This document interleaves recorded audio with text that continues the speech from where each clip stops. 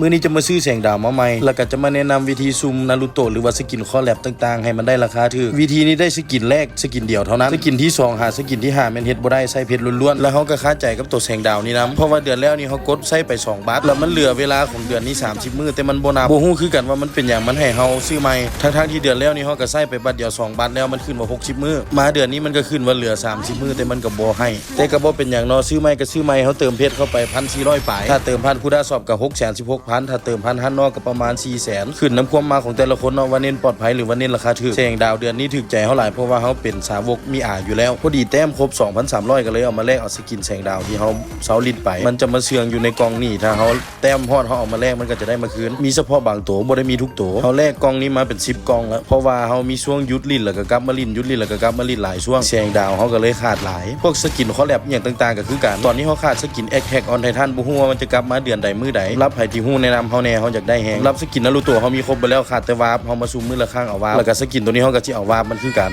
แล้วพวกหน้าโหลดเกมนารูโตะอีหยังเฮาก็มีเบิดแล้วขาดแต่ฮูปปั้นของ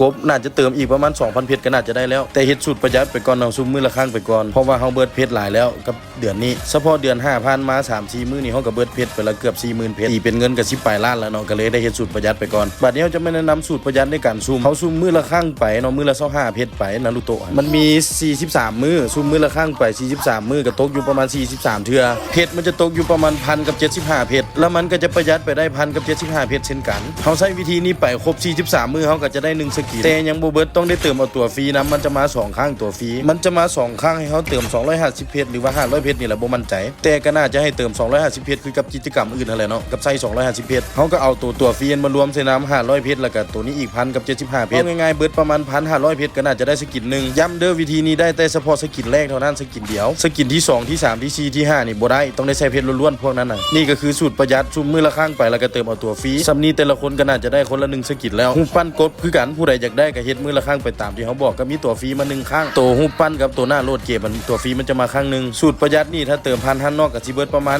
500,000 600,000แต่ถ้าเติมพันตัวเกมหรือว่าคูด้าสอบก็สิเบิดประมาณ 7-800,000ถ้าไผดวงซวยก็บ่ฮอดล้านดอกเนาะแต่ว่าสกินที่2ขึ้นไปจะใช้เพชรประมาณ 4,500 เพชร5,000 เพชรก็อย่าลืมไปอุดหนุนร้านคอมพิวเตอร์เฮาแน่เนาะมีแต่บอสจำหน่ายคอมพิวเตอร์ครับประกอบคอมครับเทิร์นคอมจำหน่ายคอมต่างๆ